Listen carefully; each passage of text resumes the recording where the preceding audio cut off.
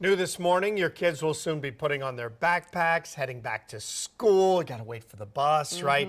But doctors expect there will be a rise in illnesses when they go back. 10 News reporter Keisha Lynn working for you with which ones we could see a rise in, not what parents want to hear.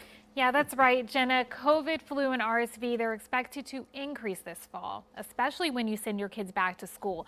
Health experts say they expect to see this from looking at previous seasons. They say the best thing to do before the start of school is to get your kids vaccinated. Also, tell your kids to cover their coughs and sneezes, wash their hands, and they should stay home when they're sick. The Virginia Department of Health also says it's important to be mindful of your health. Are we sick? Do we need to stay home? Should we talk to a healthcare provider about getting a test so that we can make sure that we're healthy enough to go back out in our community? And then, yeah, just lastly, taking our health into our own hands by being mindful about our respiratory etiquette and washing hands frequently.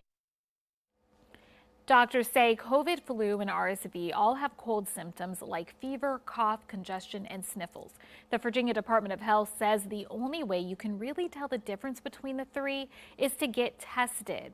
Meanwhile, right now, the department says COVID-19, flu, and RSV are stable. Among all emergency department visits in the state, 0.5% were diagnosed with COVID, 0.1% with flu, and no one was diagnosed with RSV. That's according to its latest data on July 12th. However, they say there is a slight increase of COVID-19 right now in kids who are up to 4 years old.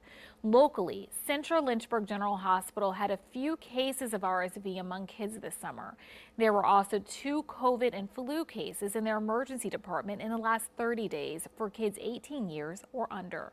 Keisha Lynn, 10 News, working for you.